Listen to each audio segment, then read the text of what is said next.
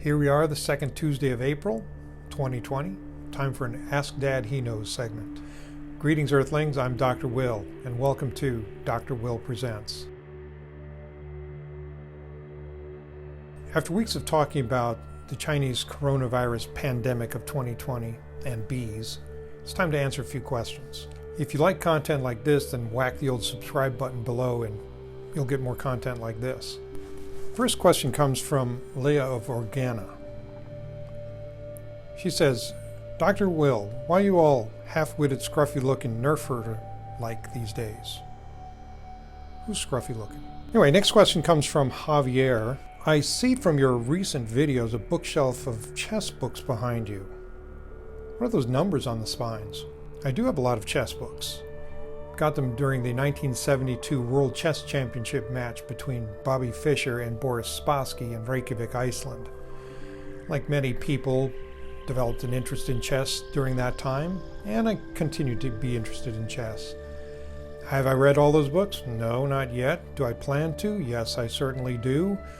Note to self and others, don't wait too long to start doing things because you may never get around to it. But what are those numbers? Well, I was putting the books away one day and I realized, chess is kind of a complicated subject and there's a lot of different ways to arrange that information. My first legit job as a Ute was in a library. And so I got online and looked at the Library of Congress and took the title and author and date of publication of each of the books and got the Library of Congress number. Then I printed it out, put it on the side, and was able to arrange the shelf of books in Library of Congress order. I'm not, and never have been, OCD. Next question comes from Reagan. What advice would you give about saving for retirement? Now, that's a serious subject for you. Almost all retirement programs these days are what are called defined contribution programs. There's also a defined benefit program. Most defined benefit programs are no longer available. They've been bankrupting corporations, some cities, and threatening to bankrupt states for a long time. A defined benefit program says, take the X last years of your highest earnings and take some percentage of that and protect it from inflation and get that for the rest of your life. Very few companies can afford those sorts of things anymore, so there may still be a few union kind of retirement programs like that. The United States military, federal government pensions are like that, many state pensions are like that. But generally speaking, what you will usually find these days is what's called a defined contribution program. It's where you put money into a 401k or an IRA. Often with a larger corporation, larger company that you work for, it will be matched. So that's the kind of programs that are available these days. I think in general you can do worse than consulting Dave Ramsey, so www.daveramsey, DAVERAMSCY.com. You can do worse than following his advice. Now, it's very conservative advice, which is fine because we're talking about your retirement, but it's really focused on getting out of debt. His personal story involved himself being very deeply in debt and having to, get himself out of it. So something that he's very focused on. So anyway, if you're consuming on borrowed money and you have to keep borrowing money to consume more, that's not a winning strategy because you keep digging that hole deeper. And you know what? You can't dig your way out of a hole, right? Anyway, so his program is a 7-step program. It's pretty simple, clear, understandable. His first step is $1,000 of emergency fund put away. Once you've got $1,000 of an emergency fund put away, then you can start on getting yourself out of debt. And when he says get out of debt, he means everything except the house.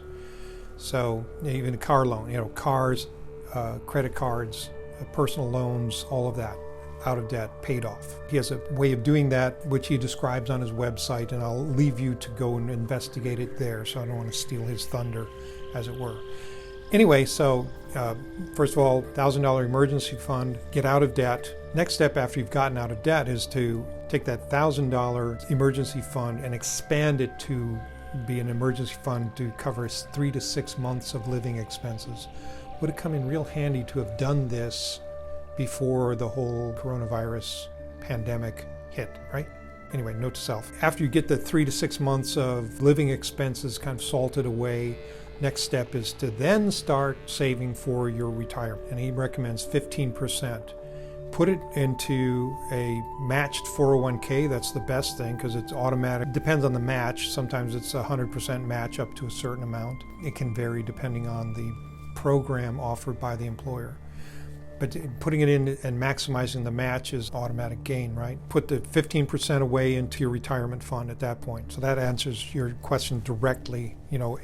In order, it's the fourth down the list. The next on the hit parade then after the retirement savings is your kids' college fund. Then pay off the house. That's a sixth step. And the way to do that is you can always, generally speaking, if your mortgage is reasonable, you can always add additional principal payments to your monthly payment to pay that off more quickly. Finally, the seventh step then is to build wealth on top of that. But building wealth comes after taking care of all your obligations per his program and getting completely out of debt. Finally, if you have a small business, then much of your future is probably built into or built on top of that small business, in which case you should adopt the principle in your small business of profit first. Profit first means take your gross revenue, take out any subcontractor materials from that to give yourself your top line revenue.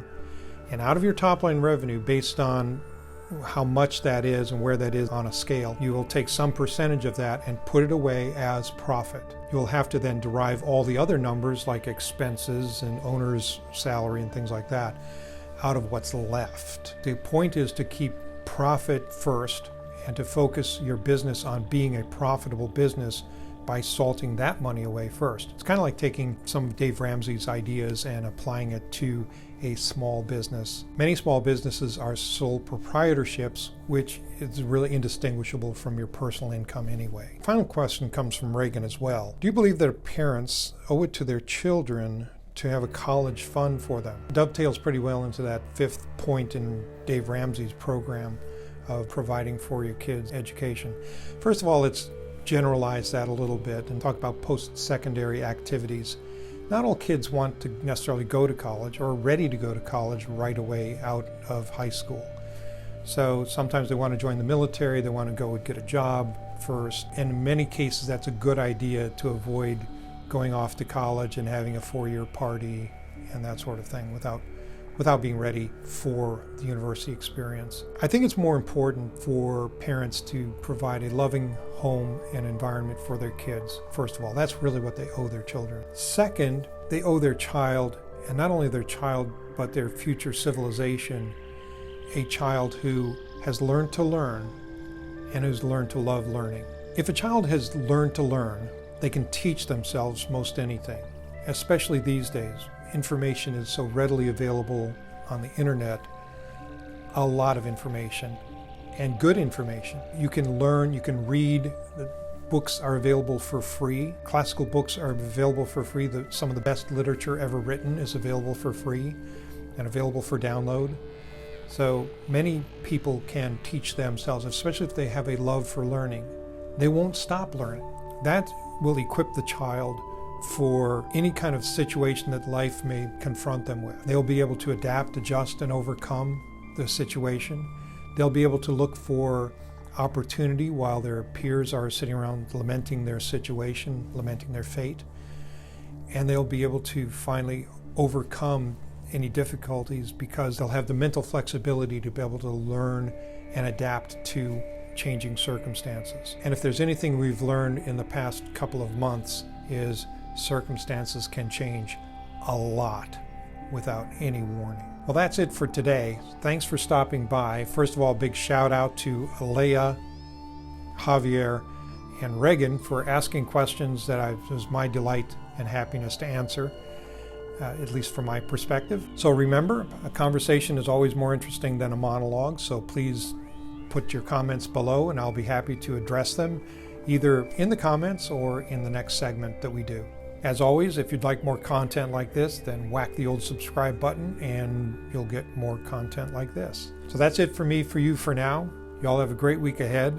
Be careful out there. I'll be seeing you. Bye.